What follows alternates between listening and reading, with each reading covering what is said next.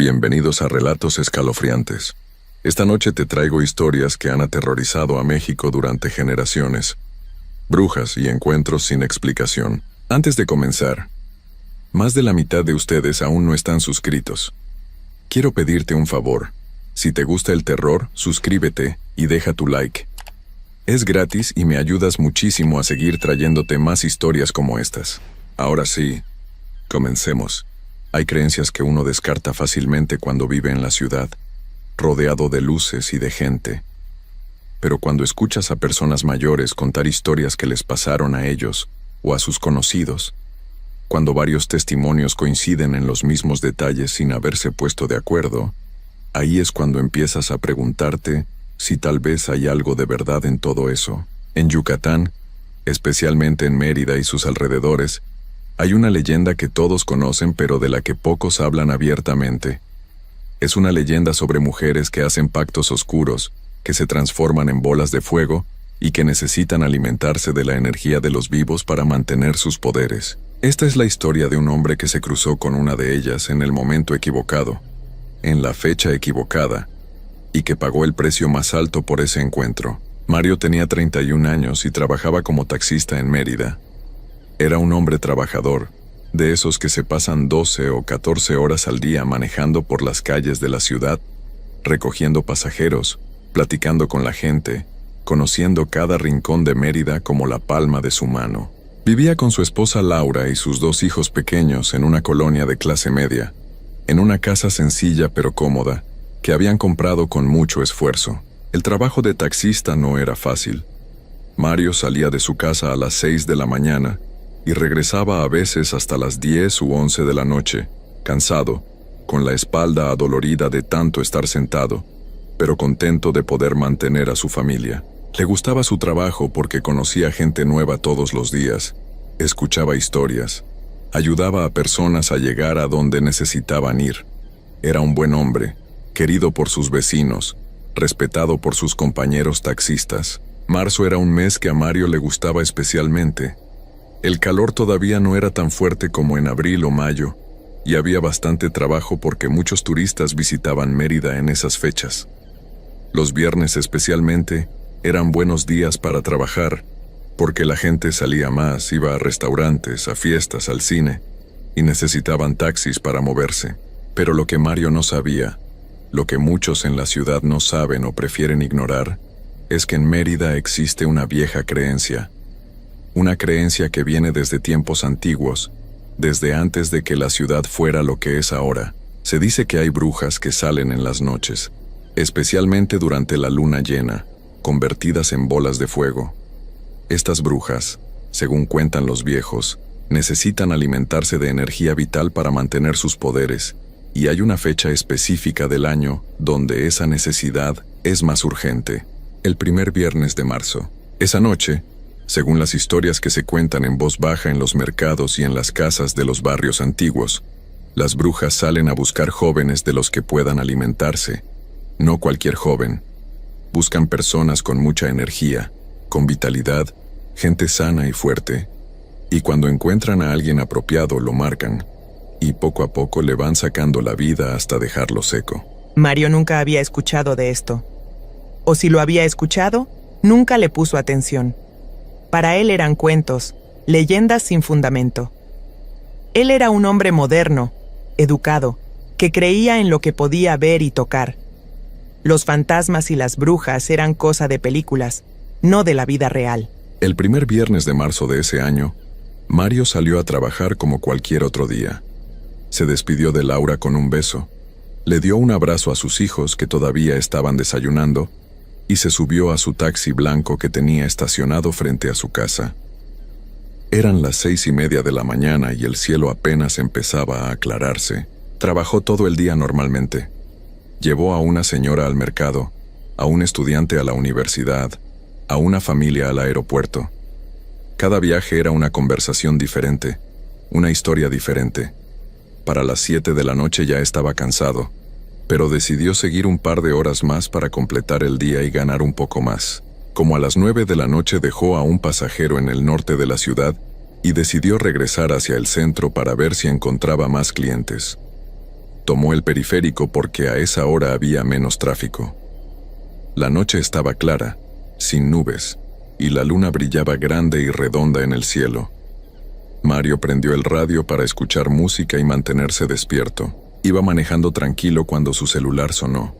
Era un cliente que llamaba para pedir un servicio. Quería que lo recogieran en una colonia que quedaba rumbo a Cholul, en las afueras de la ciudad. Mario aceptó el viaje. El cliente le dijo que lo esperara en 20 minutos en una dirección específica. Mario salió del periférico y tomó la carretera que iba hacia Cholul. Conforme se alejaba del centro de la ciudad, las luces se iban haciendo más escasas. Las casas eran menos, había más espacios vacíos, más terrenos baldíos. A esa hora y por esa zona casi no pasaban carros. Mario iba solo en la carretera oscura, con solo los faros de su taxi iluminando el camino. Llevaba como 10 minutos manejando por esa carretera, cuando vio algo extraño en el cielo.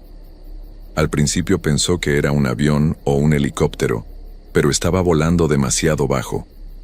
Era una luz naranja brillante que se movía de una forma rara, como flotando, como bailando en el aire. Mario frenó un poco y se asomó por la ventana para ver mejor. La luz naranja se movía en círculos sobre un campo que quedaba a la derecha de la carretera. No era una luz constante como la de un avión. Parpadeaba, se hacía más grande y más pequeña, como si fuera fuego, una bola de fuego. Mario sintió un escalofrío que le recorrió la espalda sin saber por qué. Había algo en esa luz que no se sentía bien, que no se sentía natural. Pensó en acelerar y seguir su camino, pero la curiosidad lo mantuvo ahí parado, mirando esa cosa que volaba en el cielo nocturno. La bola de fuego empezó a moverse hacia la carretera. Se acercaba rápido, demasiado rápido. Mario pudo ver ahora que no era solo fuego. Dentro de ese resplandor naranja había algo más, una forma que se movía, algo que parecía tener brazos y piernas, algo que definitivamente no era un ave ni ningún animal que él conociera. El corazón empezó a latirle más rápido. Agarró el volante con más fuerza, listo para acelerar y salir de ahí. Pero antes de que pudiera hacerlo, la bola de fuego se detuvo justo arriba de su taxi, flotando a unos 5 metros de altura, iluminando todo el carro con ese resplandor naranja enfermizo. Mario podía sentir el calor, un calor intenso que entraba por el parabrisas, que le pegaba en la cara y en el pecho. Y podía oler algo también, un olor raro, como a azufre mezclado con algo dulzón y podrido al mismo tiempo. Se quedó paralizado mirando hacia arriba. Dentro de la bola de fuego podía distinguir ahora una silueta más clara. Era una mujer, o algo con forma de mujer. Podía ver el cabello largo ondeando aunque no había viento. Podía ver los brazos extendidos, las piernas que no tocaban nada porque flotaba en el aire. Y entonces la cosa volteó a verlo. Mario nunca olvidaría esa cara. Era el rostro de una mujer, pero había algo terriblemente mal en él. Los ojos brillaban con un color rojo intenso, como brasas ardientes. La boca estaba abierta en algo que podría ser una sonrisa, pero que se veía más como una mueca de hambre, de necesidad desesperada. Y los dientes, Mario podía ver los dientes, largos y afilados, brillando con la luz del fuego. La mujer dentro de la bola de fuego extendió una mano hacia él, con los dedos largos y huesudos señalándolo directamente. Y Mario escuchó una voz. No era una voz que viniera de afuera. Era una voz que sonaba dentro de su cabeza, directamente en su mente. «Te encontré». Mario gritó y pisó el acelerador a fondo. El taxi salió disparado hacia adelante con las llantas chirriando. Miró por el espejo retrovisor y vio que la bola de fuego se quedaba atrás, flotando en el mismo lugar, observándolo alejarse. Siguió manejando lo más rápido que pudo, con las manos temblando sobre el volante, el corazón latiéndole como tambor en el pecho.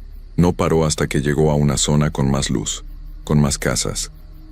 Se estacionó en una gasolinera que estaba abierta, apagó el motor y se quedó ahí sentado respirando agitado, tratando de calmarse, tratando de procesar lo que acababa de ver. Le marcó al cliente que lo había llamado y le dijo que no iba a poder hacer el viaje, que había tenido un problema con el carro.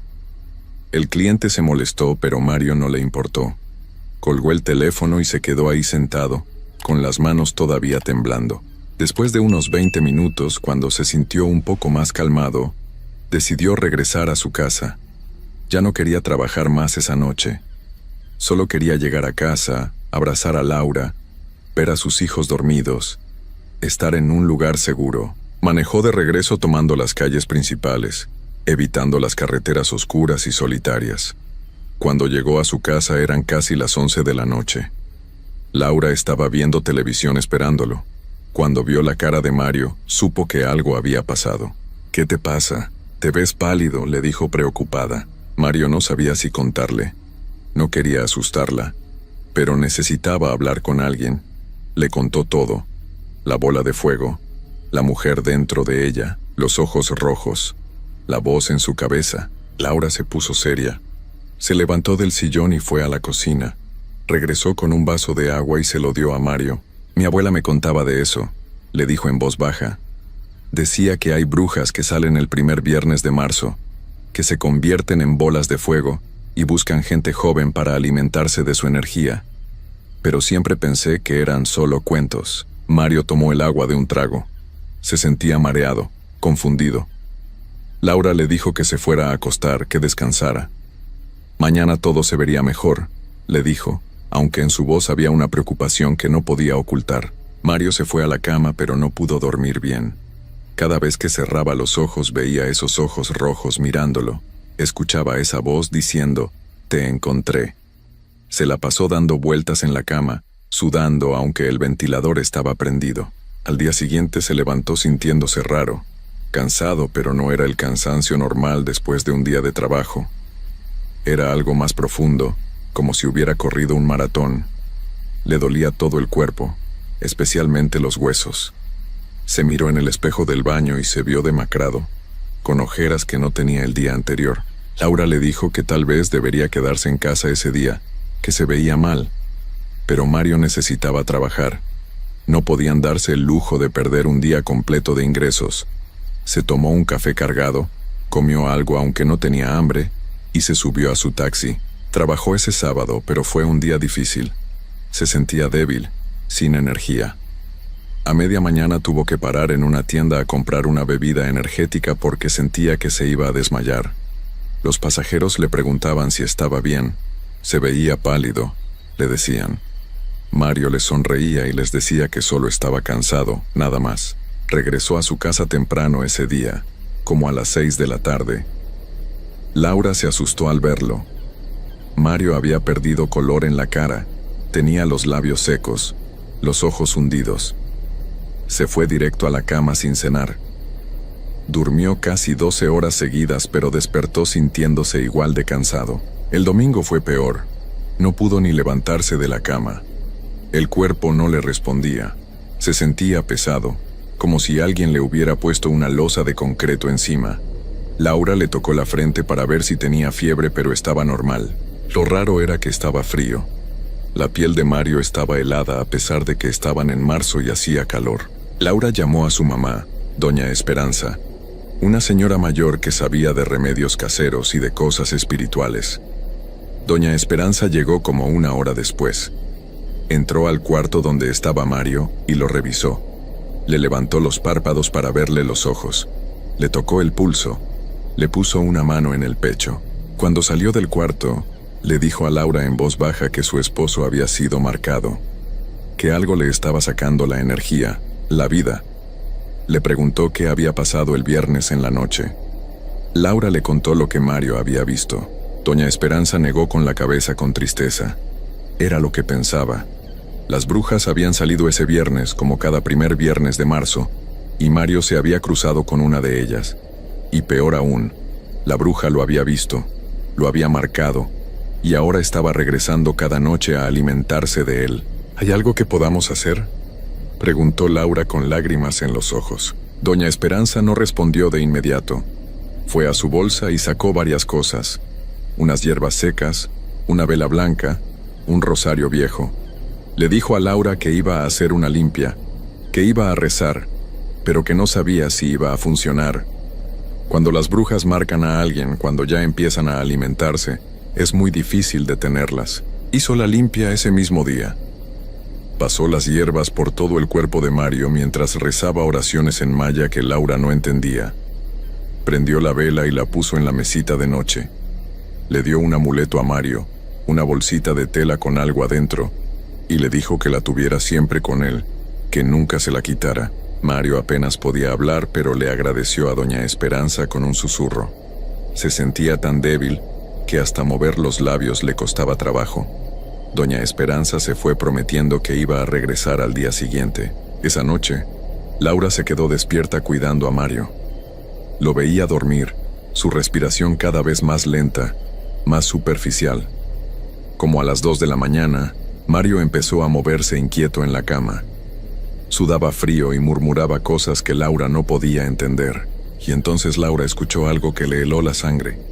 Un golpe en la ventana del cuarto. Un golpe suave, como si alguien estuviera tocando con los nudillos. Se volteó hacia la ventana y vio algo que la hizo gritar.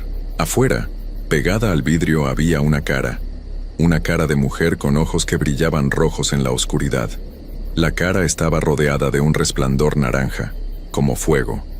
La mujer sonreía mostrando dientes largos y miraba directamente hacia donde estaba Mario en la cama.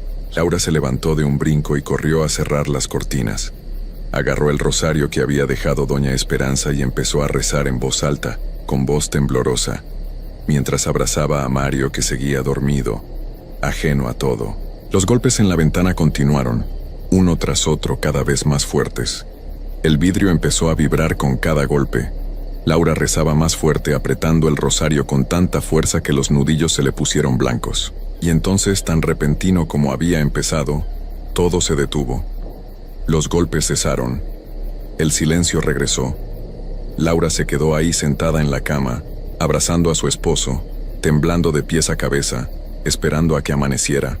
Cuando salió el sol, Laura revisó la ventana. En el vidrio del lado de afuera había marcas de manos, como huellas de dedos largos y delgados, que habían dejado una sustancia oscura, casi negra, en el cristal. Laura las limpió con agua bendita que le había dado doña Esperanza, pero las manchas no salían completamente. Mario estuvo en cama todo el lunes. Ya no podía ni levantarse para ir al baño. Laura tenía que ayudarlo para todo. Había perdido peso de forma alarmante. Los huesos se le marcaban en la cara, en el pecho, en los brazos. Parecía que se estaba consumiendo por dentro. Laura llamó a un doctor, pero el doctor no encontró nada malo.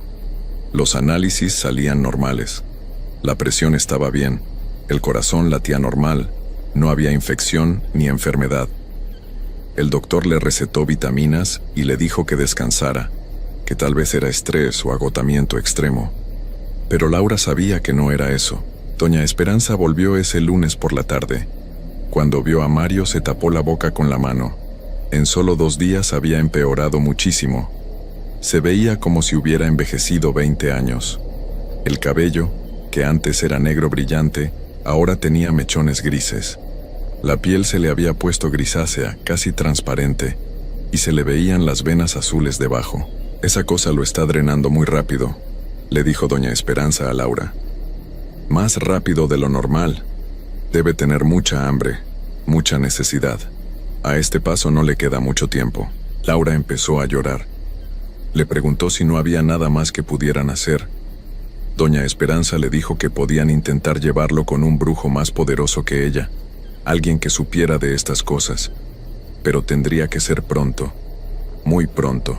Esa noche, Laura no durmió nada. Se quedó despierta toda la noche sentada junto a la cama de Mario, con todas las luces de la casa prendidas, con veladoras encendidas en cada esquina del cuarto, con agua bendita rociada por todas las ventanas y puertas.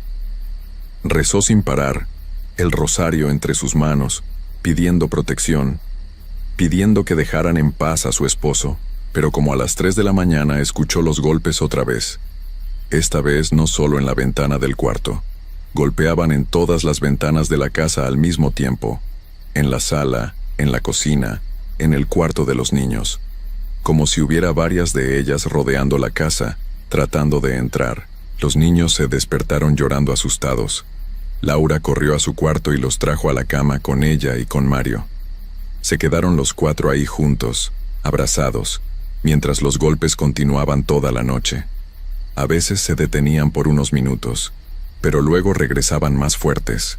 Laura podía escuchar voces afuera, voces de mujer que hablaban en un idioma que no entendía, que sonaba antiguo, que sonaba a maldad pura, y risas. Risas que le ponían la piel de gallina. Cuando amaneció, los golpes pararon. Laura salió a revisar la casa. Todas las ventanas tenían las mismas marcas oscuras de manos. La puerta principal tenía arañazos, como si alguien hubiera intentado forzarla con uñas. Mario ya no despertó ese martes. Seguía respirando, su corazón seguía latiendo, pero no abría los ojos. Estaba en un estado parecido al coma. Laura llamó una ambulancia y lo llevaron al hospital. Los doctores lo conectaron a sueros, a monitores, hicieron todo tipo de estudios, pero no encontraban explicación para su estado. Una enfermera mayor, cuando estaba sola con Laura en el pasillo, le preguntó en voz baja si Mario se había encontrado con algo raro hace unos días. Laura, desesperada, le contó todo. La enfermera asintió con tristeza. «He visto casos así antes», le dijo. «No muchos, pero algunos. Gente que se cruza con las brujas en las fechas equivocadas. Siempre terminan igual. Se van apagando poco a poco hasta que el cuerpo ya no puede más. Los doctores nunca encuentran nada porque no es una enfermedad del cuerpo. Es otra cosa». Laura le preguntó si había alguna esperanza. La enfermera negó con la cabeza lentamente.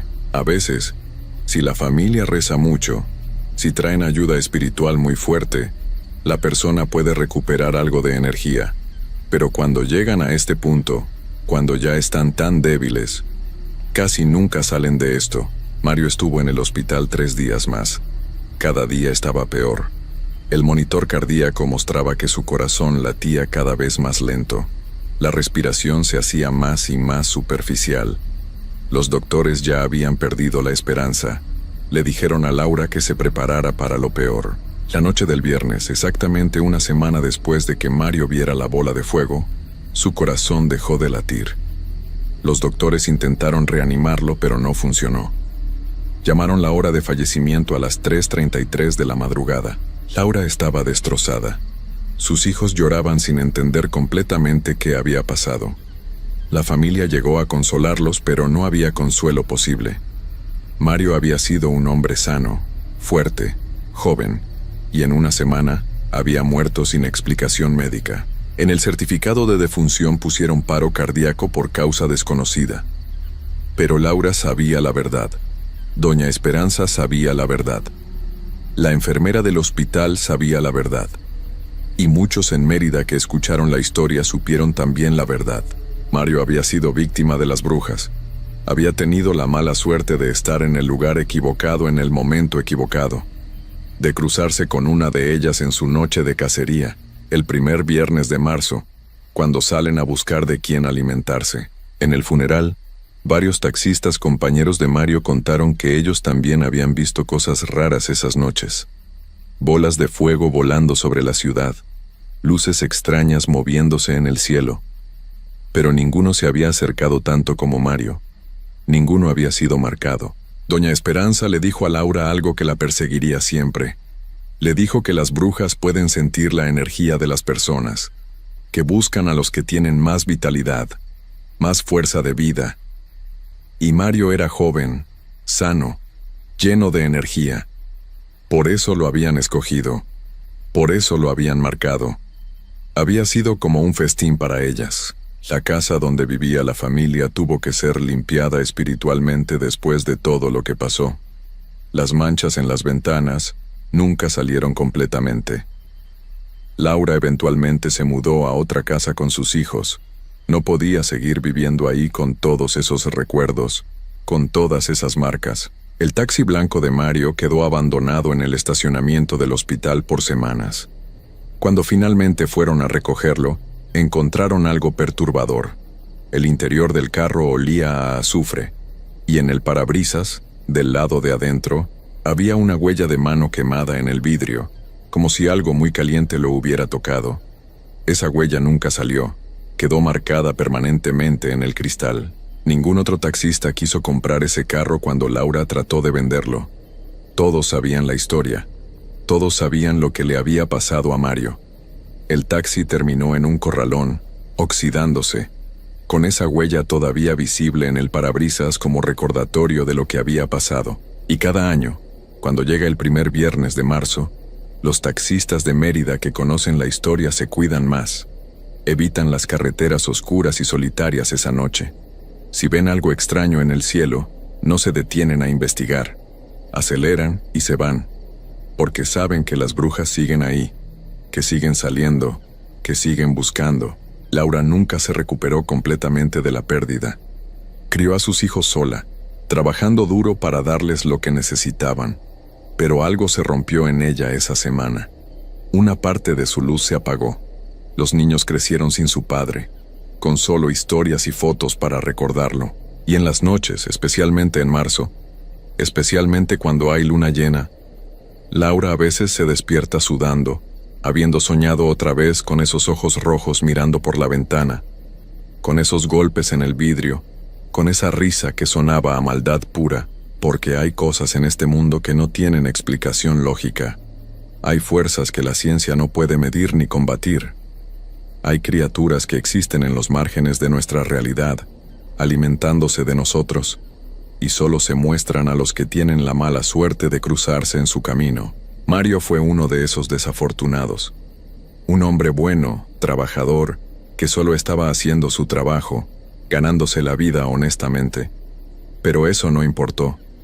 Las brujas no hacen distinción entre buenos y malos. Solo buscan energía. Solo buscan alimentarse. Y cuando te eligen, cuando te marcan, ya no hay salvación. La historia de Mario se convirtió en una leyenda urbana más de Mérida. Los viejos la cuentan a los jóvenes como advertencia. Los taxistas se la cuentan entre ellos en voz baja cuando están esperando clientes en la noche. Algunos dicen que es verdad, otros que es exageración.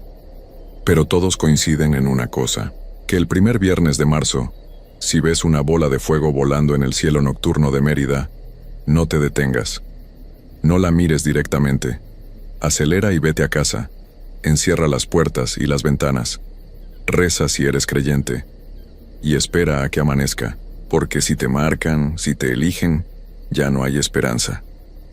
Solo te queda ir consumiéndote día tras día, sintiendo cómo la vida se te escapa, cómo te vas apagando como una vela que se derrite lentamente, hasta que finalmente tu cuerpo ya no puede más y se rinde. Y cuando eso pasa, cuando mueres de esa forma, dicen que tu alma queda atrapada, que no puede descansar en paz, que se queda vagando, perdida entre este mundo y el otro, buscando la energía que le fue robada, buscando una paz que nunca va a encontrar. No sabemos si eso le pasó a Mario.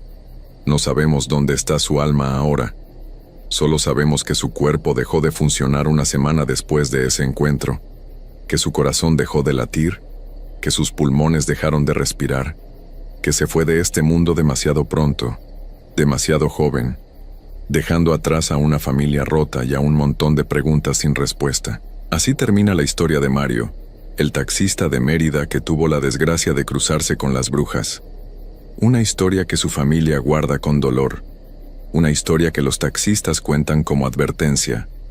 Una historia más de las muchas que existen sobre las cosas oscuras que habitan en Yucatán, en Mérida, esperando el momento indicado para salir y reclamar lo que necesitan, porque las brujas siguen ahí, siguen existiendo, siguen saliendo cada primer viernes de marzo a alimentarse, y seguirán haciéndolo mientras haya gente que tenga la mala suerte de encontrárselas. No hay forma de detenerlas, no hay forma de protegerte completamente. Solo puedes tener cuidado, solo puedes evitar estar en los lugares equivocados a las horas equivocadas. Solo puedes rezar para que nunca te elijan a ti, porque si lo hacen tu destino ya está escrito. No hay salvación, no hay cura, no hay esperanza, solo la oscuridad que se cierra lentamente sobre ti, hasta que ya no queda nada. Uno siempre piensa que las advertencias de la gente mayor son exageraciones, cuentos para asustar o creencias sin fundamento. Vivimos en un mundo donde todo tiene que tener una explicación lógica, donde lo que no podemos ver con nuestros propios ojos simplemente no existe. Pero hay veces en la vida donde aprendemos, de la forma más dolorosa posible, que había razones muy reales detrás de esas advertencias. Que los viejos sabían de cosas que nosotros, en nuestra arrogancia moderna, nos negábamos a aceptar. Esta es la historia de una familia que ignoró las advertencias, que descartó los consejos de quienes sabían, y que pagó un precio que ninguna familia debería pagar jamás. Una historia que pasó hace algunos años en un rancho de Sinaloa. Una historia que la gente del lugar todavía cuenta con tristeza y con miedo. Ángel tenía 28 años y acababa de mudarse con su esposa Daniela y su bebé recién nacida a un rancho en las afueras de Culiacán, Sinaloa.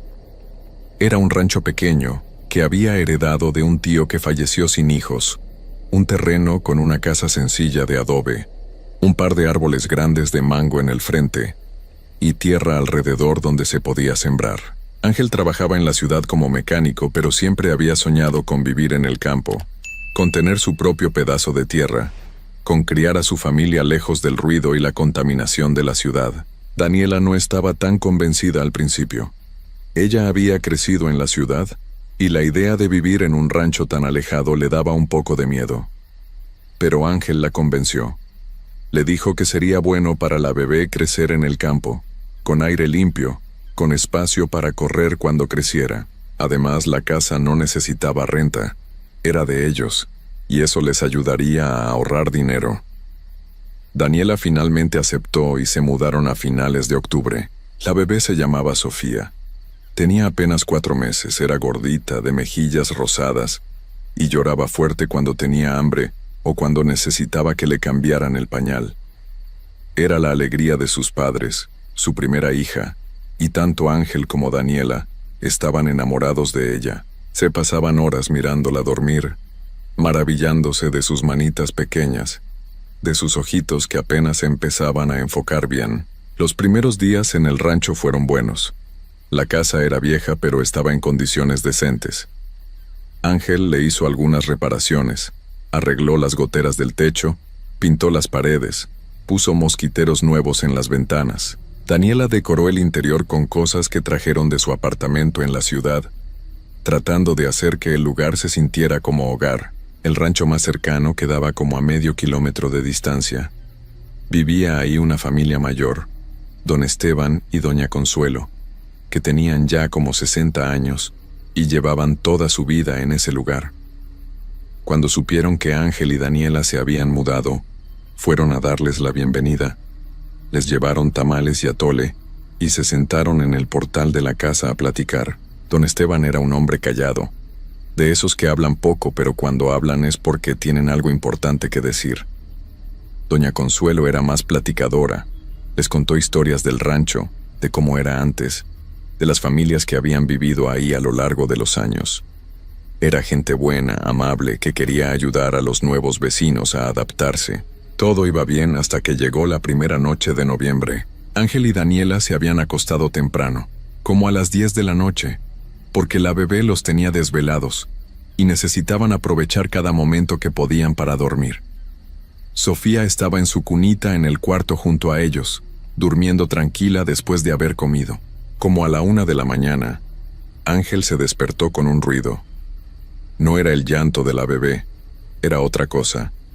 Un ruido que venía de afuera, del frente de la casa. Sonaba como si algo estuviera moviéndose entre las ramas de los árboles de mango. Ángel se quedó acostado escuchando. El ruido continuaba. Crujidos como ramas quebrándose. Y algo más. Un sonido como de arrastre, como si algo pesado se estuviera moviendo de un lado a otro del árbol. Pensó que tal vez era un animal.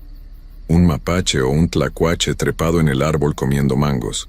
Aunque no era temporada de mangos, pero tal vez quedaban algunos todavía. No le dio mucha importancia y trató de volverse a dormir, pero el ruido no paraba. Se hacía más fuerte, más insistente. Ahora podía escuchar otra cosa, como rasguños, como si algo con uñas estuviera rascando la corteza del árbol. Ángel se levantó de la cama con cuidado de no despertar a Daniela. Fue hasta la ventana de la sala que daba hacia el frente de la casa y corrió un poco la cortina para ver afuera. La noche estaba oscura, sin luna, y apenas podía distinguir las siluetas de los árboles contra el cielo. Se quedó ahí parado mirando, tratando de ver qué era lo que hacía el ruido, y entonces vio algo que le pareció extraño. Una de las ramas del árbol más grande se movía de una forma rara. Se balanceaba de arriba a abajo aunque no había viento. Y había algo sobre esa rama, algo oscuro del tamaño de una persona que se movía. Ángel se quedó mirando fijamente. ¿Sería una persona? ¿Alguien trepado en su árbol en medio de la noche? Eso no tenía sentido. Pensó en salir a revisar, pero algo le decía que era mejor idea quedarse adentro.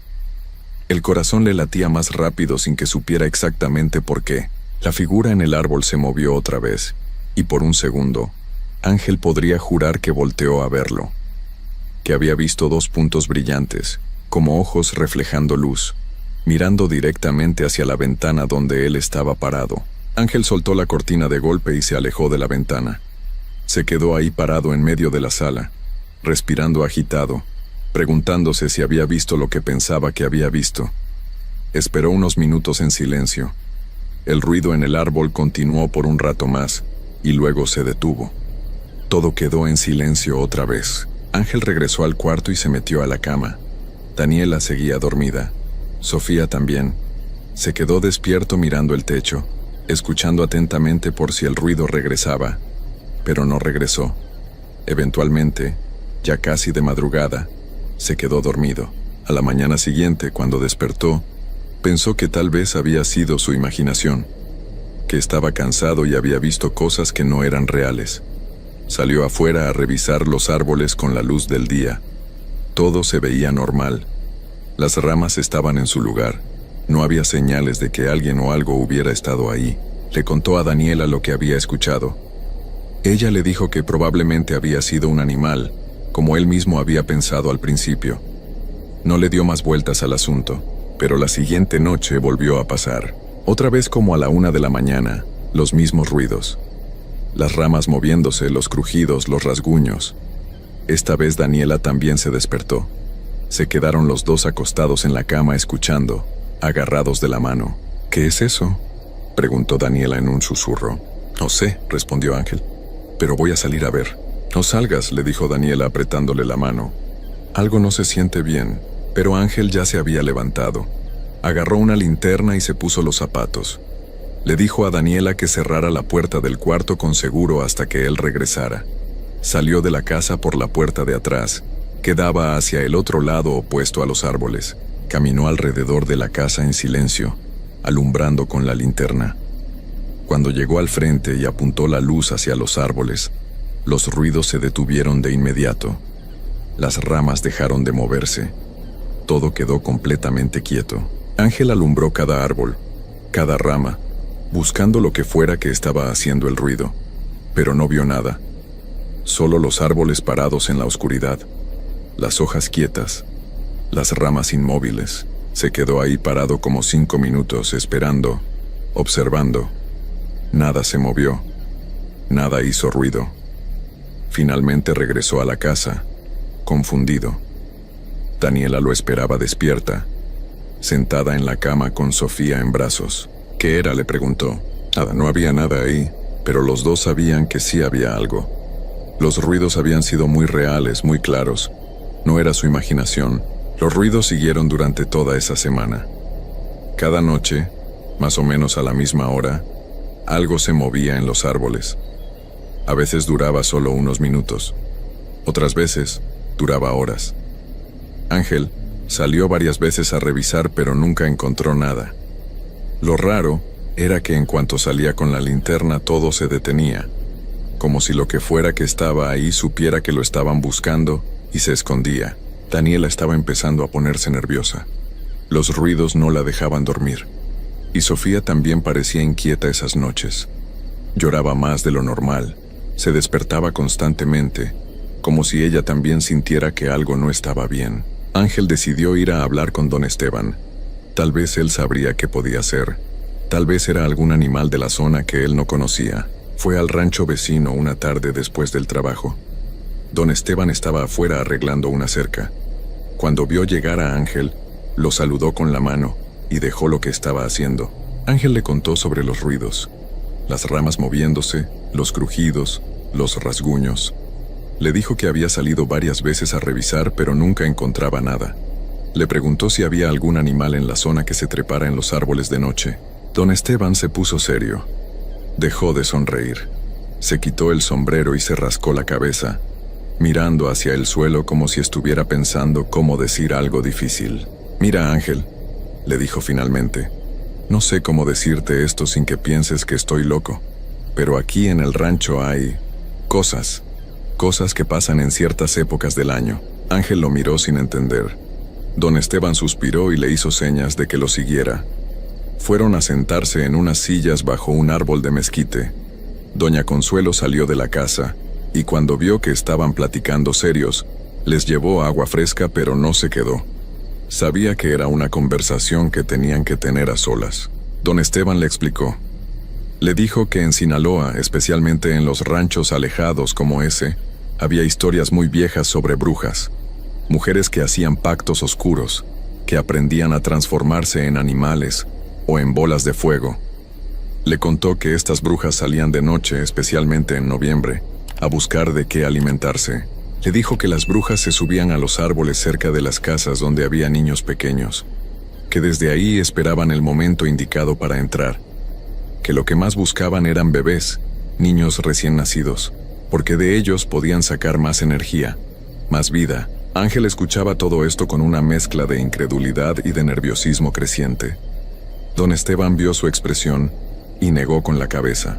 «Sé que suena a locura, mijo. Yo también pensaba que eran puros cuentos cuando era joven, pero llevo 60 años viviendo aquí.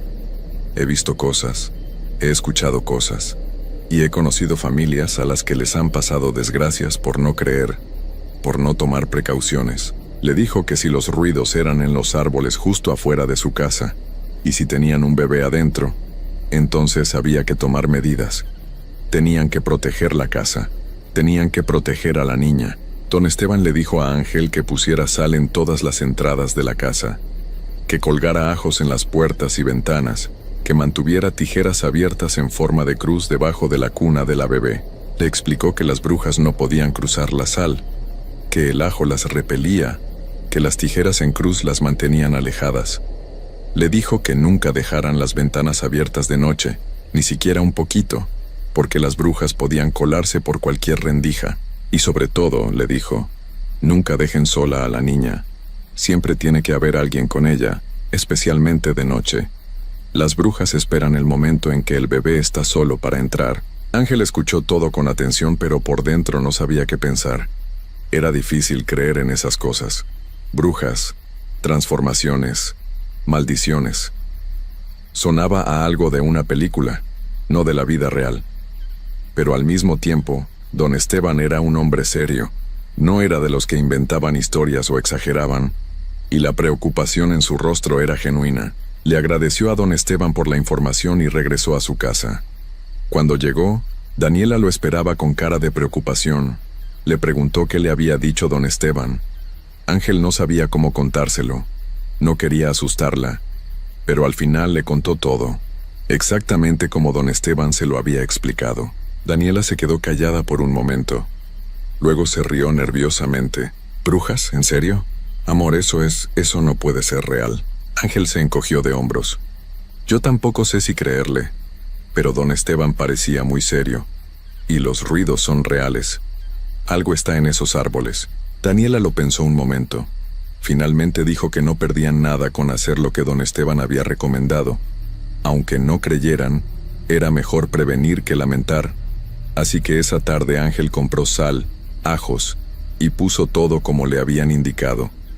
Sal en los marcos de las puertas, ajos colgados en ventanas, tijeras abiertas debajo de la cuna de Sofía. Daniela se rió un poco al verlo hacer todo eso, pero en su risa había nerviosismo. En el fondo, los ruidos la habían asustado más de lo que quería admitir. Esa noche esperaron. Se acostaron con todas las luces de afuera prendidas, algo que no habían hecho antes. La 1 de la mañana llegó y pasó. No hubo ruidos. Las 2 de la mañana. Nada. Las 3. Silencio total. Ángel y Daniela se miraron con alivio. Tal vez había funcionado. Tal vez lo que sea que estaba en los árboles se había ido. O tal vez nunca había sido nada y solo habían sido sus nervios jugándoles bromas. Durmieron tranquilos esa noche. Y la siguiente también. Y la siguiente. Pasó una semana sin ruidos. Ángel empezó a pensar que todo había sido coincidencia, que don Esteban había exagerado. Daniela se relajó también. Sofía dormía mejor, lloraba menos, pero entonces llegó la segunda semana de noviembre. Una noche, Ángel y Daniela estaban viendo televisión en la sala. Sofía ya estaba dormida en su cuna en el cuarto. Eran como las 10:30 de la noche. De repente escucharon un ruido diferente. No venía de los árboles, venía de arriba, del techo. Se miraron entre ellos. El ruido se repitió. Pasos. Como si alguien estuviera caminando sobre el techo de lámina de la casa. Pasos lentos, pesados, que hacían que la lámina crujiera con cada pisada. Ángel se levantó del sillón. Daniela lo agarró del brazo. «No salgas», le dijo con voz temblorosa. Pero Ángel ya estaba caminando hacia la puerta. Agarró un palo de escoba que tenían ahí y salió al frente de la casa. Apuntó con la linterna hacia el techo. Y ahí estaba, una figura agachada sobre el techo, en 4 patas como un animal. Pero no era un animal. Era del tamaño de una persona. Ángel no podía ver bien los detalles porque la figura estaba en sombras, pero podía distinguir la silueta. Brazos largos, piernas dobladas en un ángulo raro, cabeza inclinada hacia abajo como si estuviera oliendo algo. «¡Hey!», gritó Ángel apuntándole con la linterna. «¡Bájate de ahí!». La figura levantó la cabeza, y Ángel vio los ojos. 2 puntos que brillaban rojos en la oscuridad, como ojos de gato reflejando luz, pero más grandes, más intensos. La cosa lo miró directamente durante unos segundos que parecieron eternos, y entonces se movió, tan rápido que Ángel apenas pudo seguirla con la vista. Corrió por el techo en 4 patas, con una velocidad que no era natural, y se lanzó hacia uno de los árboles. Ángel la vio trepar por el tronco y desaparecer entre las ramas en cuestión de segundos. Ángel se quedó ahí parado temblando con la linterna apuntando hacia el árbol vacío. El corazón le latía tan fuerte que sentía que se le iba a salir del pecho. Eso no había sido un animal. Eso no había sido una persona normal. Eso era otra cosa. Entró corriendo a la casa. Daniela estaba parada en medio de la sala, pálida, con los ojos muy abiertos. Había escuchado todo desde adentro. «¿Qué era eso?», le preguntó con voz quebrada. Ángel cerró la puerta con seguro y puso el palo de escoba atravesado. Revisó todas las ventanas, que estuvieran bien cerradas. Fue al cuarto de Sofía. La bebé dormía tranquila, ajena a todo. Ángel la miró dormir, sintiendo un miedo que nunca había sentido en su vida. Esa noche ninguno de los dos durmió. Se quedaron sentados en la sala con todas las luces prendidas, esperando a que amaneciera. Escucharon ruidos toda la noche, pasos en el techo, rasguños en las paredes, algo que caminaba alrededor de la casa, dando vueltas, como buscando una forma de entrar. Cuando por fin salió el sol, Ángel salió a revisar. En el techo había marcas de manos y pies como huellas, pero no eran normales. Los dedos eran demasiado largos, las uñas habían dejado rasguños en la lámina, y en una de las ventanas del cuarto de Sofía, del lado de afuera, había más rasguños, como si algo hubiera estado tratando de abrir el seguro. Ángel fue directo al rancho de don Esteban. Le contó todo lo que había visto. Don Esteban palideció. «Se está poniendo peor», le dijo. «Ya no solo está vigilando, ya está intentando entrar. Tienes que sacar a tu familia de ahí, mijo. Al menos por un tiempo, hasta que pase la temporada». Pero Ángel no quería dejar su casa, no quería dejar su rancho. Había trabajado tanto para tener ese lugar. Le dijo a don Esteban que iba a reforzar todo, que iba a poner más protecciones. Don Esteban negó con la cabeza tristemente. «La sal y los ajos ayudan, pero no son una garantía. Estas cosas son persistentes. Si ya te marcó, si ya decidió que quiere a tu bebé, va a seguir intentando hasta que lo consiga. Ángel regresó a su casa decidido. Le dijo a Daniela que iban a reforzar todo. Compró candados nuevos para las puertas. Puso tablas en las ventanas. Colgó más ajos. Roció agua bendita que consiguió en la iglesia del pueblo. Hizo todo lo que se le ocurrió. Pero esa noche, la cosa regresó. Esta vez los ruidos empezaron más temprano, como a las 11 de la noche. Pasos en el techo, rasguños en las paredes, y algo nuevo. Una voz. Una voz de mujer que llamaba desde afuera. No decía palabras claras, solo hacía un sonido como de arrullo, como si estuviera cantándole a un bebé. Daniela estaba aterrada.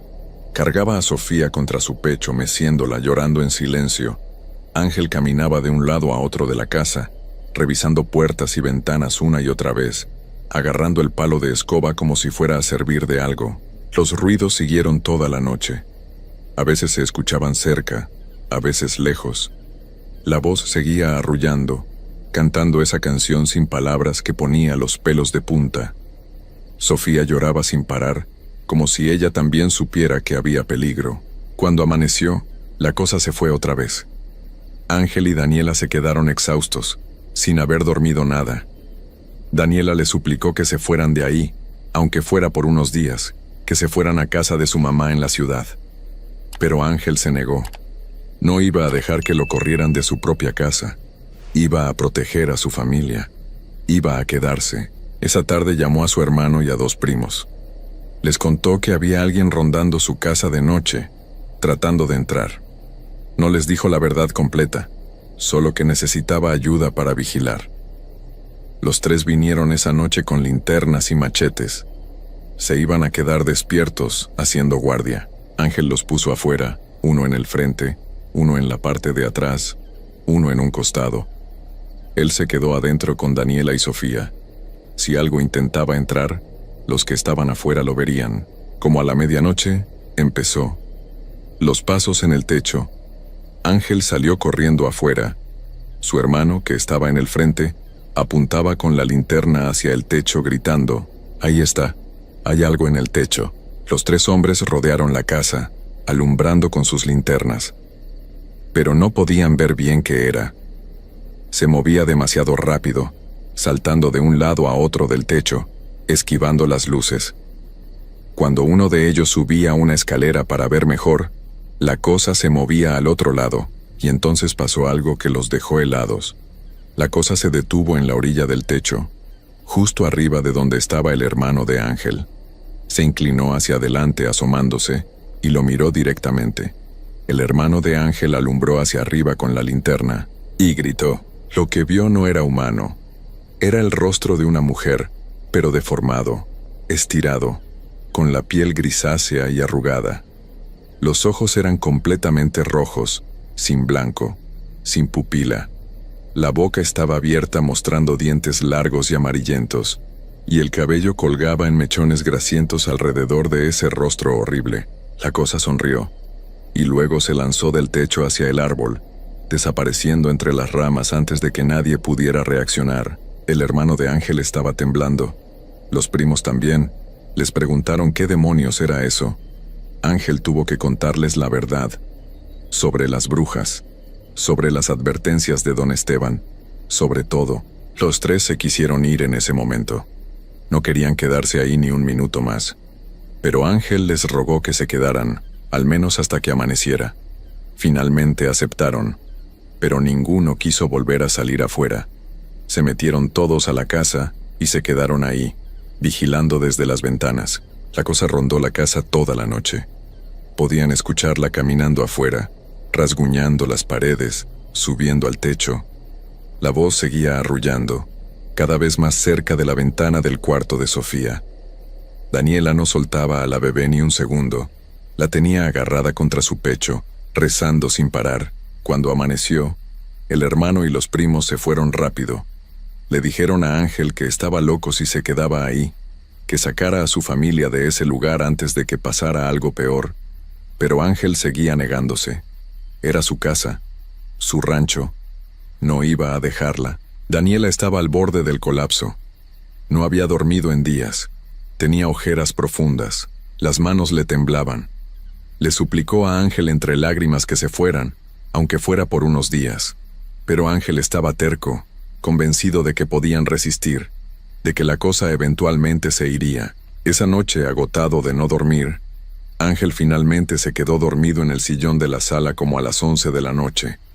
Daniela estaba en el cuarto con Sofía, acostada en la cama pero despierta, vigilando. Como a la 1 de la mañana, Daniela escuchó un ruido diferente. Un crujido suave, como madera rompiéndose despacio. Venía de la ventana del cuarto. Se sentó en la cama, abrazando a Sofía, mirando hacia la ventana. El seguro de la ventana empezó a moverse solo.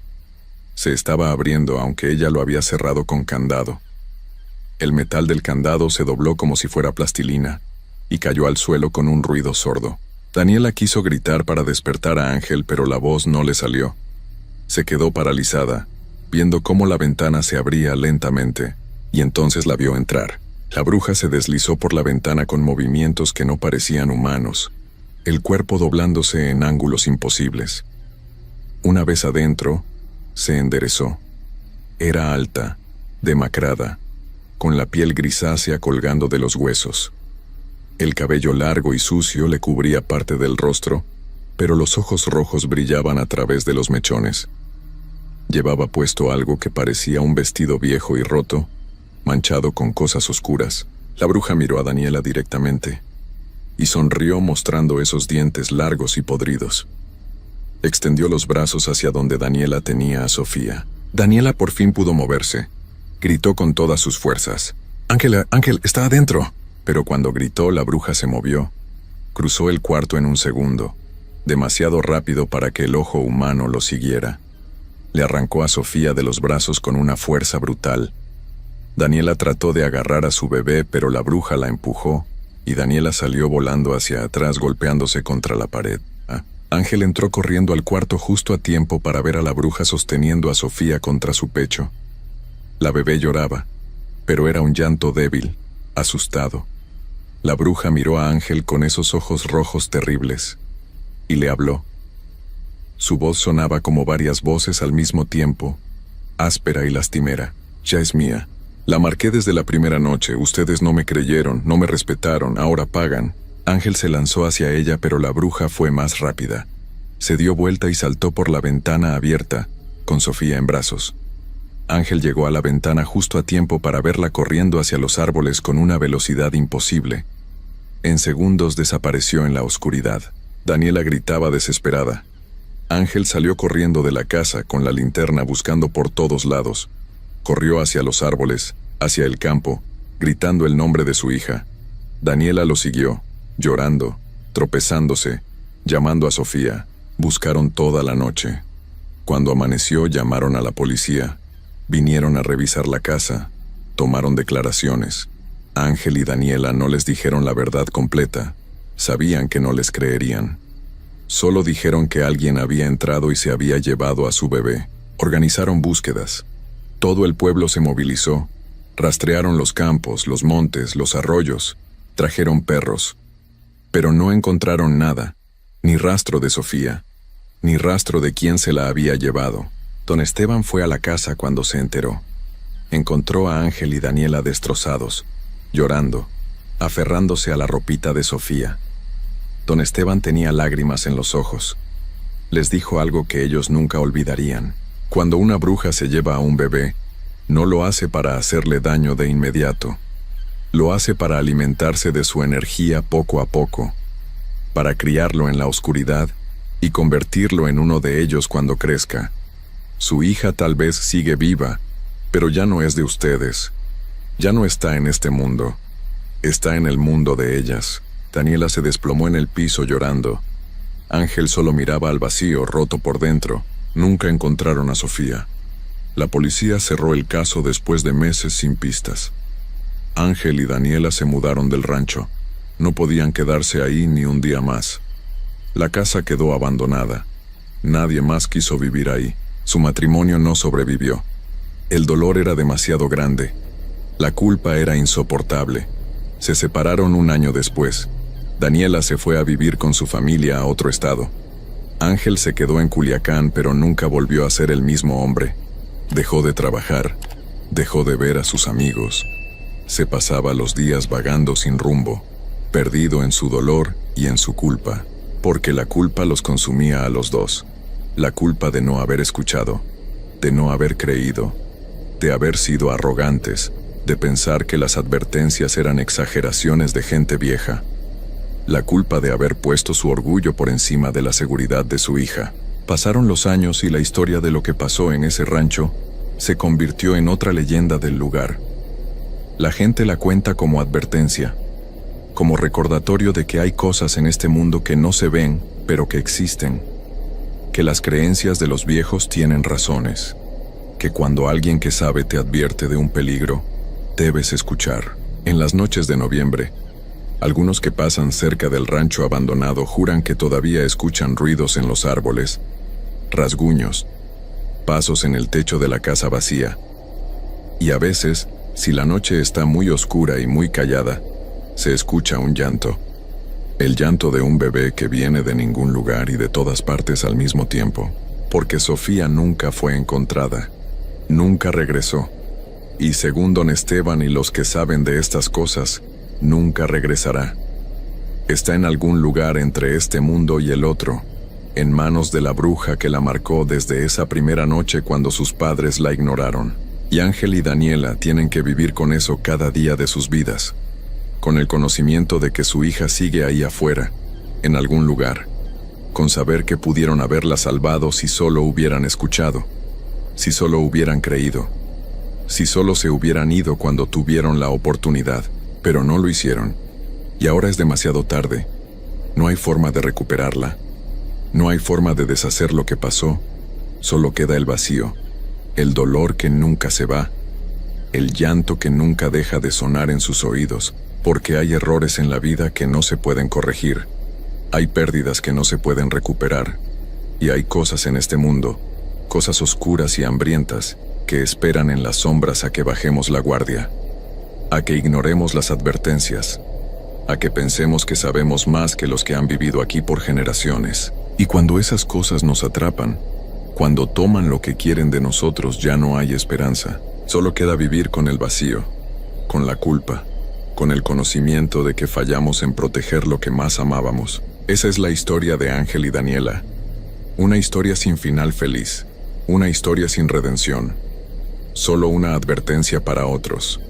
Una advertencia que ojalá alguien escuche antes de que sea demasiado tarde.